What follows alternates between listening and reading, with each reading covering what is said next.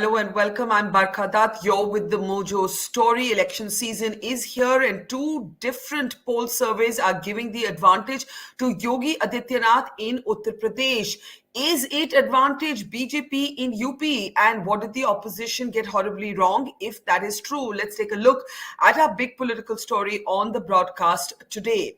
It's clear that with Salman Khurshid's comments on Hindutva, Akhilesh Yadav's comments on Jinnah, Uttar Pradesh seems to have become the battleground for a polarized election. And in a polarized election, the data shows us that it is the BJP that almost always does well. Between Salman Khurshid and Akhilesh Yadav, the conversation has become about religious identity issues as opposed to issues of development or even COVID management. The opposition doesn't clearly appear to have made its peace with how to engage with religion in politics. In the meantime, the Prime Minister, of course, inaugurating the Purvanchal Expressway, is talking about a Naya UP. As we said, the opinion polls are already projecting a smooth sailing for the BJP. Should these be believed? What is the feedback from the ground? And who is doing what right and wrong? That is the focus of our political analysis today as we ask whether it is advantage Yogi in UP. Let's go straight now to our panel of experts and politicians and political pundits as we look at this extraordinary situation where actually in some ways this should have been a really tough election for Yogi Adityanath given what we saw happen during the COVID second wave. Instead, he seems to be comfortably placed, at least if the polls so far are to be believed. Let's bring in a psephologist Sanjay Kumar from the CSDS. Welcome to the program, Sanjay ji. Tehseen Poonawalla, Congress supporter, political analyst is with us. Ghanshyam Tiwari, leader of the Samajwadi Party is with us. Shantanu Gupta, supporter of the Yogi Adityanath government, as well as being a biographer of a book on his life, is with us. So, welcome everybody to the program. I'll start with you, Sanjay ji, because you have a dispassionate sense of what the ground and the numbers are telling you.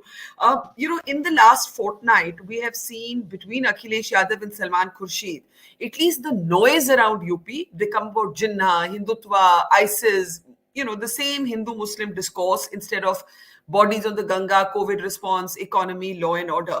Do you believe that the opposition has handed over an advantage here to Yogi Adityanath? Because these are the kind of contexts in which actually the BJP does really well. Barkha, absolutely. I think if I keep saying this on, in any discussion or wherever I have been writing, that given the state of opposition parties in UP, it is going to be a, easy victory for BJP. And when I say given the state of opposition parties, I mean, first, opposition parties have not been able to develop any understanding among themselves, leave aside having any alliances. Second, the kind of statement which is coming from the leaders who are from the opposition parties, whether it is Samajwadi Party, Congress, or other parties, what is happening is that the election will get polarized across religious lines, to clearly say Hindu-Muslim lines, and whenever election will take place on these lines, BJP has always had an advantage. BJP will certainly have an advantage in UP elections if the elections is heading in that direction, and I clearly see UP election heading in the direction of Hindu versus Muslim, majority versus minority. In the same, why do you think that has happened? The opposition by now also understands that on identity issues, the BJP does better than them. Why do you think this has happened? I don't think there is any game plan for amongst the opposition leader. I think this is poor strategy of contesting elections. I think these are slippages. They won't accept, these leaders of opposition parties won't accept that these are slippages. But I also don't see it as a design, because this design doesn't help the opposition party. These are, I think, mistakes, poor planning, very little thinking behind how to contest the mighty BJP. And when I say mighty BJP in UP, I'm saying that, referring that mighty BJP, because going by the vote percentage polled by BJP, look at 2017 assembly elections, 39% votes for BJP. 2019 Lok Sabha election, much higher than that. Look at 2014 Lok Sabha elections, very high vote share for BJP. So BJP is roughly sitting with about, say, 38, 39% vote.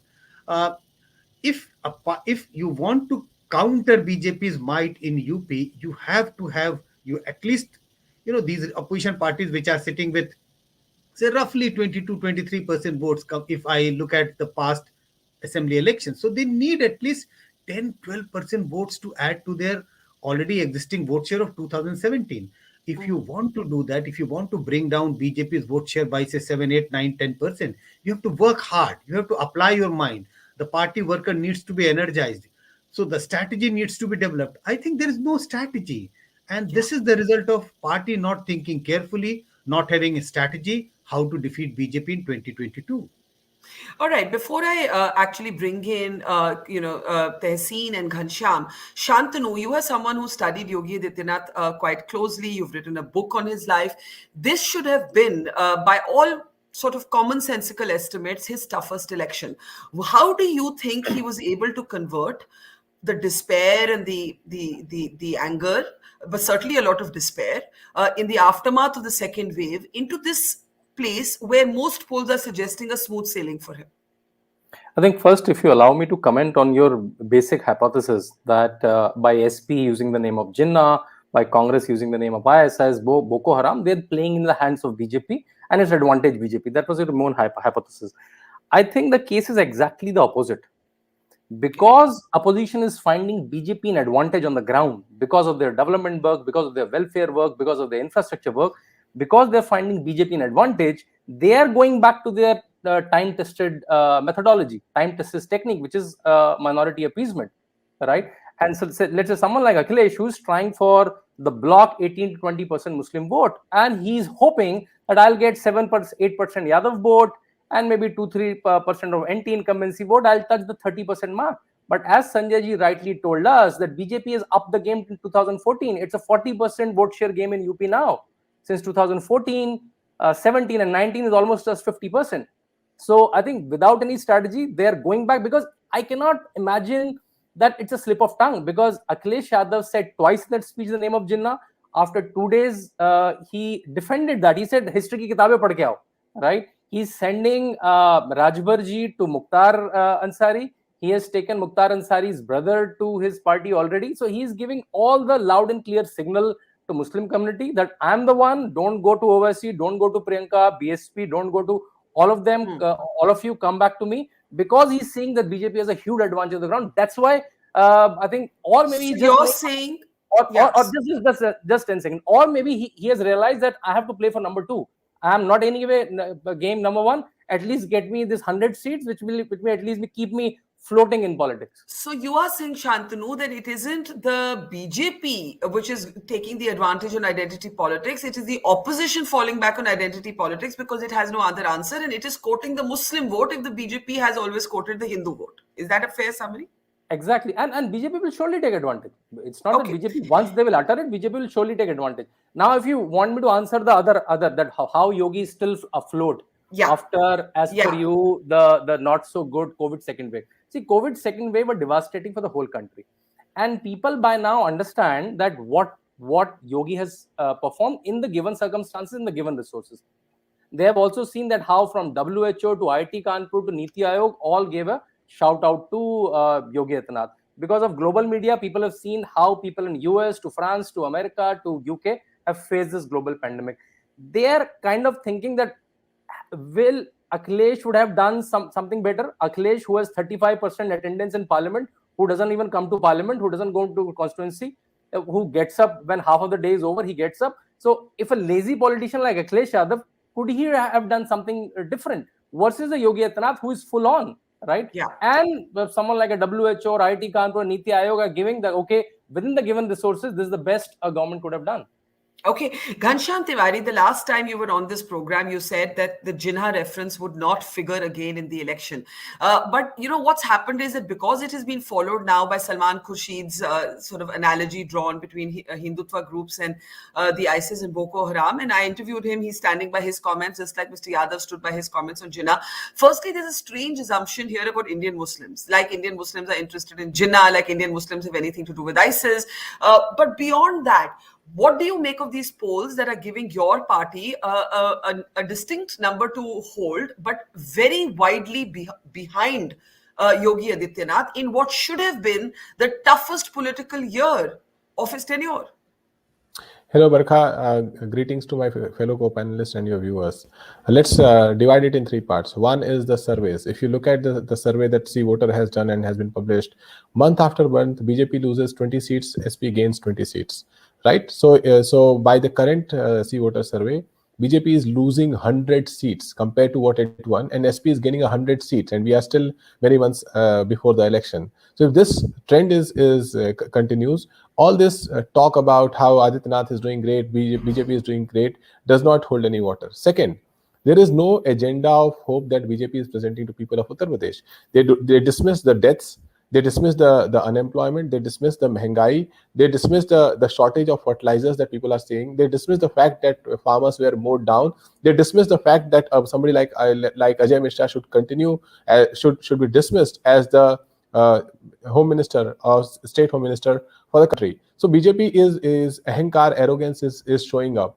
In the face of it, if you look at campaign after campaign, and I stick to what I said in the last show, that you will see the articulation, whether it is right now in Ghazipur or in any other place. Akhilesh Yadav is an engineer. He's an engineer of development. Babaji is a engineer of hate, and you will see that for till yesterday they were on expressway. By the time election comes, Economic Times published how BJP was going to latch on to the Hindutva agenda, the Jinnah agenda. When Taliban issue happened, the same Economic Times was publishing how in the BJP WhatsApp groups, which Shantanu would be part of, and other BJP spokesmen would be part of, how Taliban has been 50% of all stories circulated. So they have only one agenda to offer to people: divide. But the fact is, when there is distress across board, there is visible development that Akhilesh Yadav ji has said, and there is something very clearly that he's is talking to the backwards, the Dalits, to minorities, the women, the youth. There is no parallel conversation happening from BJP. They are dismissive of everybody. The only agenda that BJP is presenting to people is look at the history and wrestle with the history, because we don't have a present or future to offer. Your argument, Ghanshyam, is that the gap is narrowing. But actually, the numbers, while they do show a significant increase in the polls for the Samajwadi Party, don't place it anywhere near, reaching distance of the finishing line, right? So it's a line to say that Yogi Adityanath is an engineer of hate, Akhilesh Yadav is an engineer of engineering. But where is this gap narrowing? Where is it narrowing? You look at month after month, 20 seats gain. See, BJP is losing 100 seats.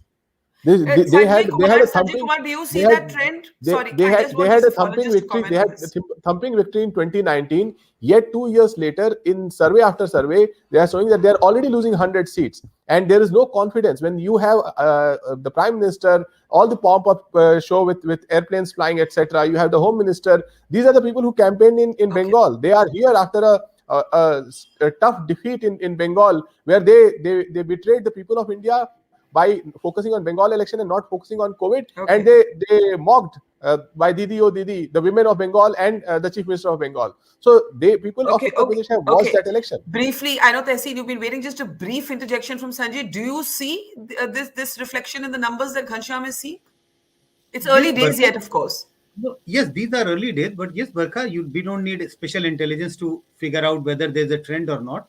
If you compare the data which was shown by C Voter poll earlier and the current poll, there is a clear trend that BJP is losing and Samajwadi Party is gaining. The only question is, will this trend continue till 2022 assembly election? That's the only point. But yes, there is a trend. Ghanshyam is absolutely right. There is a trend of BJP losing and Samajwadi Party gaining. But not enough for the outcome to be different, right, Sanjay? That's what you're... At the moment, yes, not enough for the outcome to be any different. Okay, I can see Shubhrastha also joining us. Welcome, Tehseen. I'm coming to you, but before you comment, I actually want to play out a little clip from Salman Khurshid, who is also digging his heels in and standing by that analogy he drew between Hindutva and groups like the ISIS, terror groups like the ISIS and Boko Haram. Surely, the terror group also has an ideology. Everybody has an ideology. We may not agree with it, but everybody has ideology. Now, the problem with the Hindutva people is that they don't understand. I'm saying the reason why they are in some ways similar to those other organizations is because they have a common thread, which is misusing of religion, distorting of religion. And they do that very effectively, the distortion of religion. They do that very effectively, the Hindutva people.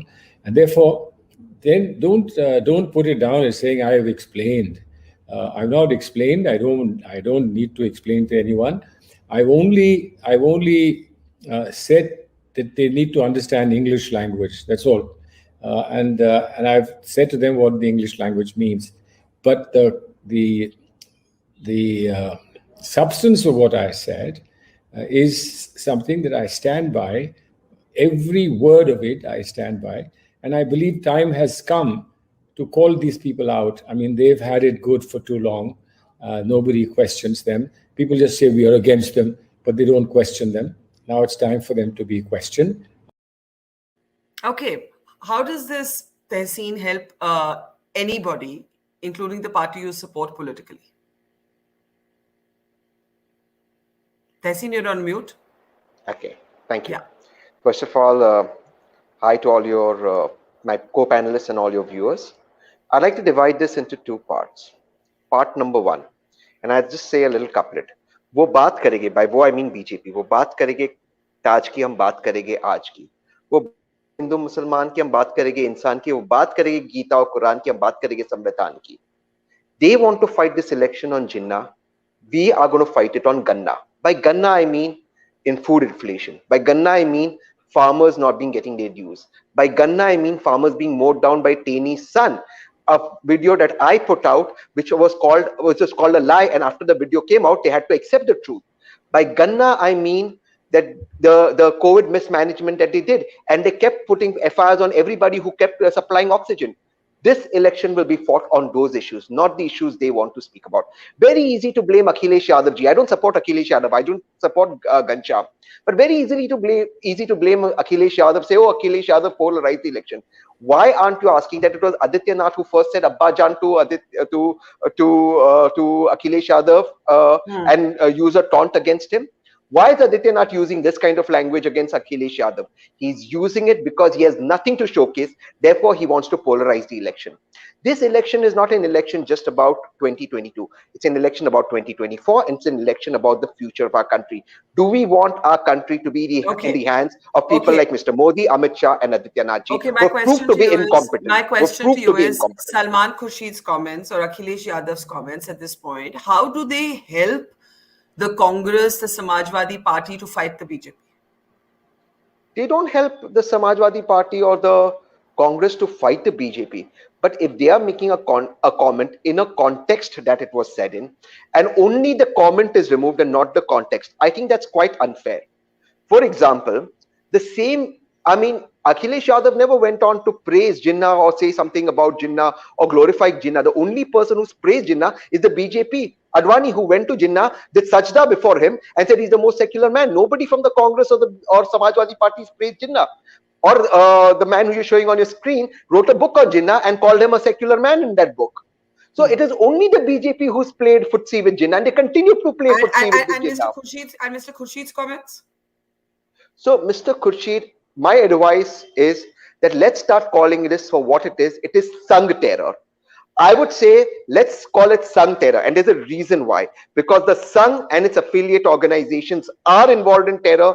They have been convicted on terror. Says not me, says R.K. Singh, the current power minister who's not withdrawn his statement, and he said that when he was Home Secretary of the country. So R.K. Singh has said that, and I repeat, there exists Sangh terror. Sangh terror exists in our country, and we need to fight Sangh terror, because Sangh terror is coming after you, Barkha, it's coming after Ghanshyam, it's coming after Prashantji, it's coming after me. There exists Sangh terror in our country. Sangh terror.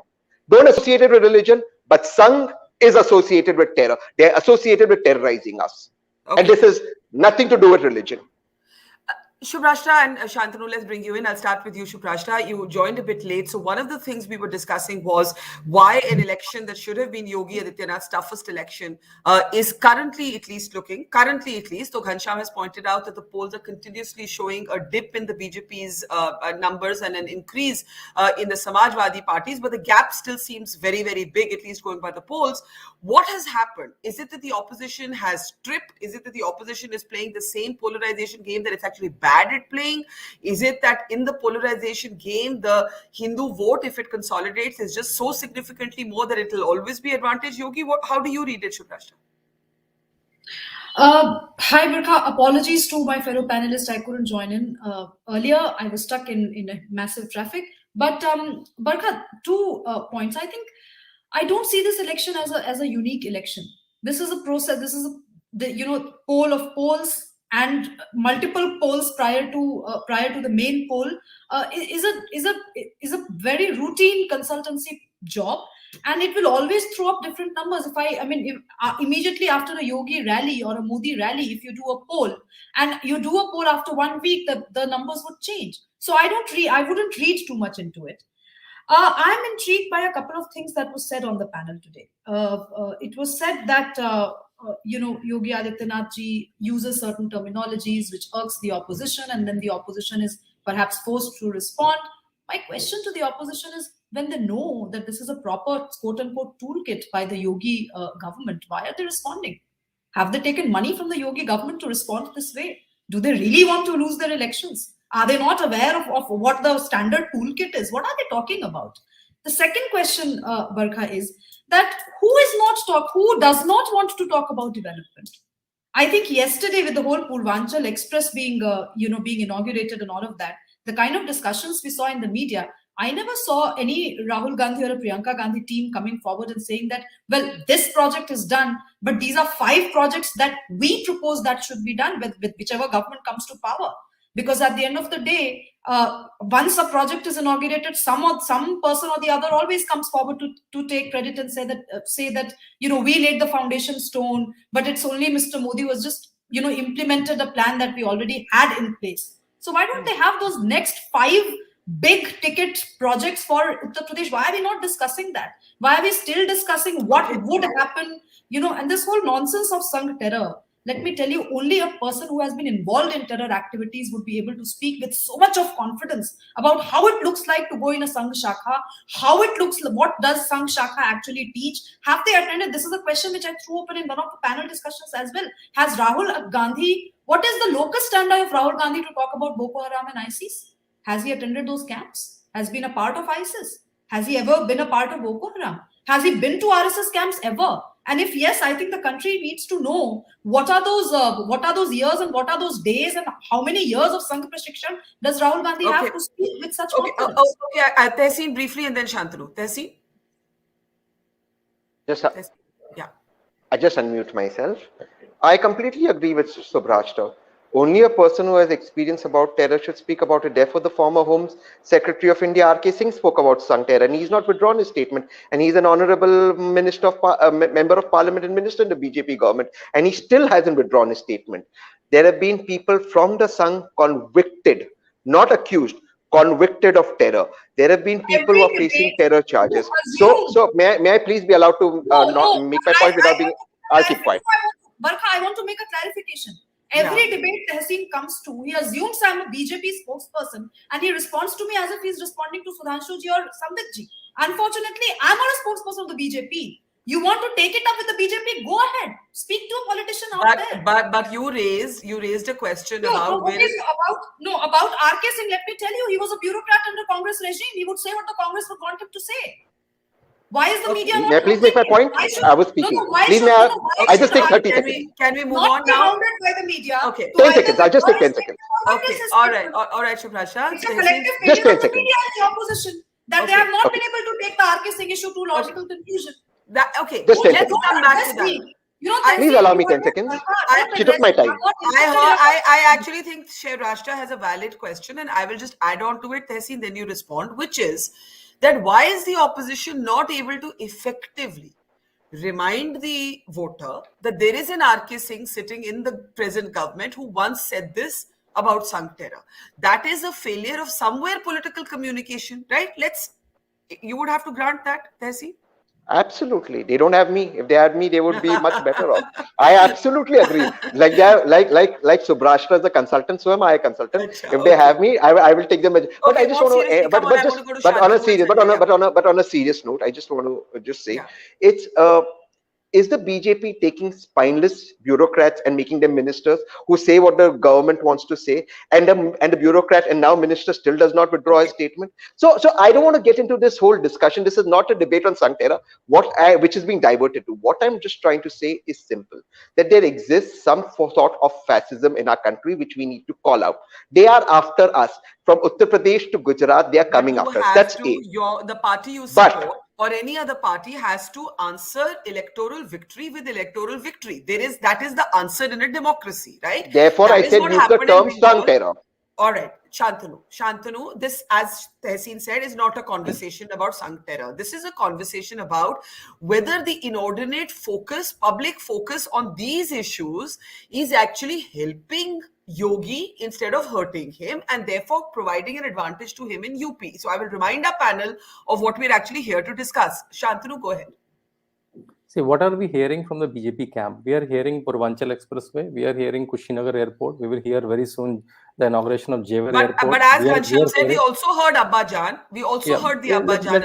Let me come. Yeah, yes. That's also. Yeah, that's also is fine. Let's say what were we hearing mainly, right? We will hear Jewar Airport soon. We heard the launch of 9 medical colleges. We heard how almost in 45 central government scheme, be it PM Kisan, be it Ujjwala Yojana, be it gas, toilet, PM Awas, BJP is number 1 or number 2 in 45 schemes. We are hearing that how from 7th position, UP is in GSDP number 2. We are hearing from UP that how from ease of doing business from 12th rank, BJP is number 2 now, UP is number 2 now.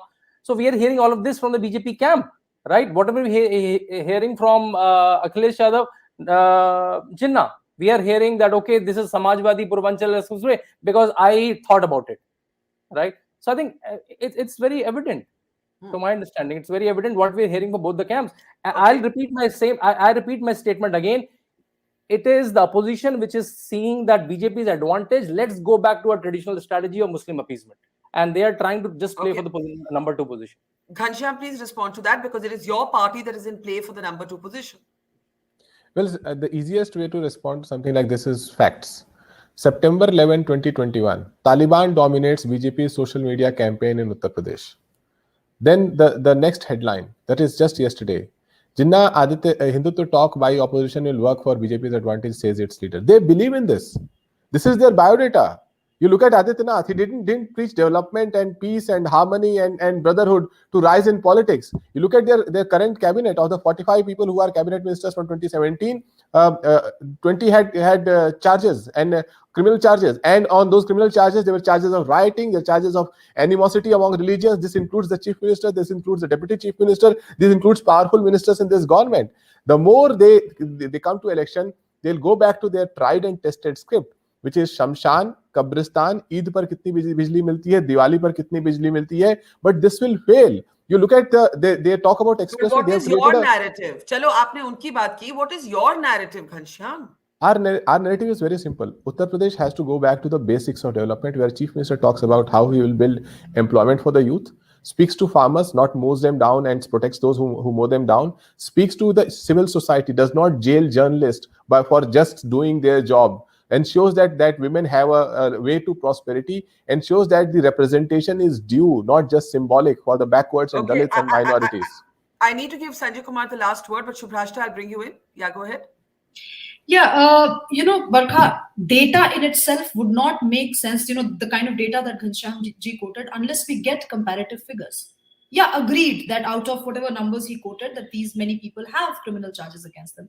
But then what about, and I'm getting into a whataboutery mode, but what about the previous government? Was it a very clean government? Nobody had any kind of charges against them? This is a reality of our polity. Tomorrow, people like you and I are not going to get into, positions of power. We have to choose, we have to take a decision. Either we grovel in front of those who are in power to get a ticket, or we do whatever we are doing. That's a problem with politics, Ghanshyam ji. Let's not drag this into it. You talk about farmers. I actually implore you, request you. You come from a very, reputed institution. How many people from the opposition gave a logical point by point, rebuttal to the farmers' bill? Fine, you couldn't have a discussion in the parliament, but what stopped you from writing pithy editorials there? Apart from that rhetoric of this government is draconian and anti-democratic, I don't think a clause by clause analysis ever came from the opposition, and no constructive agenda was put forward for the farmers. When I come from Purvanchal, let me tell you, in Bihar, there is not a single farmer sitting out in the streets protesting against the farm laws. And when I talk of Bihar, I'm also talking about eastern Uttar Pradesh. So western Uttar Pradesh farmers, quote unquote farmers, cannot hold the entire state to ransom, Ghanshyamji. You know it more than I do. Okay, Tehseen, and then I have to close with Sanjay Kumar. Tehseen? Yeah. Quickly. When facts are thrown under the bus, just like Taney's car, and they are run over, you don't know. There have been several op-eds, Dipinder Hooda's speech in Lok Sabha, point by point, line by line rebuttal of the 3 farm laws, including the problem is not that the farmers don't understand the farm laws. The problem is the farmers understood the farm laws. Everything is being put out, but then facts will always be taken for granted. The fact is, the voters have made up their mind. As Sanjay ji rightly said and Ghanshyam pointed out, BJP's graph is going down. I am making one more prediction. Not only is it going down, it's going down now at a much faster rate than ever expected. So what is your prediction? I know you have predictions for Punjab and Uttarakhand on this program. What's your prediction for UP, Tehseen? I can tell you this for a fact, that Adityanath ji will not be Chief Minister of Uttar Pradesh again, and the BJP is in a very bad position. It will not form government. Will the Congress form the government along with the SP? I'm not sure of that, but there is a momentum for the opposition, and there's a severe momentum for the BJP losing seats. The BJP is doing extremely badly. People haven't caught on to it. Okay, so because I'm just recording all your statements for comparison to what actually happened, Sanjay Kumar. Punjab, Uttarakhand, I stand by. Yeah, okay. Sanjay ji, I'll give you the last word. What is the data telling us, if it's telling us anything at all? See, the data is telling us very clearly that there is a decline in BJP's popularity, and this decline in BJP's popularity is getting converted into decline in the number of seats estimated by different polls. Samajwadi Party is going up, but I do expect, my own sense is that this is a temporary phase. As we move closer to the days of election, I would expect a reversal. I won't be able to explain why this reversal, but finally, I get a sense that there are sections of voters who feel little disenchanted with BJP, and at this moment they are ready to say, no, I'm not going to vote for BJP. But closer to the days of election, many of them would say, एक बार फिर BJP को vote दे देते हैं. So the graph which is going down for BJP will pick up slightly. I'm not saying it will pick up at a very fast pace. It will pick up slightly, and the figures might be for BJP would be slightly better compared to what is being indicated by the polls. And would anything be different at all? Were the opposition unity? There has been that experiment before in UP, and it didn't do anything for the opposition. No, I think a formal opposition unity will damage the opposition much more than they contesting elections separately. As soon as, imagine a situation, all opposition parties join hands together against BJP. BJP doesn't need to even campaign. They will only point fingers towards, look at these people who all have joined hands together. These people who were, accusing each other of being, corrupt, etc. They have all joined hands together against BJP. So that will certainly result in a counter polarization. So a formal coalition of opposition parties, I don't think that's going to be the answer to BJP's might. So at the moment, I think that your conclusion is that it's advantage BJP, but with the numbers slipping certainly to what they had last time, there's slight disenchantment, but can that slight disenchantment be converted? I think there Shubhrastha has a point. It's all about political communication. It's the story you tell as a neta. If there's no point being able to convince us on a discussion show if you can't convince the person who actually has to vote you or vote you out. We leave it there. Shantanu, Shubhrastha, Ghanshyam, Tehseen, and Sanjay Kumar. Pleasure as always, and to our audience, thank you for watching. See you tomorrow. It's great to see you here. Thank you for watching our work. If you haven't subscribed yet, don't forget to click the bell icon and subscribe to Mojo Story and support independent, robust journalism.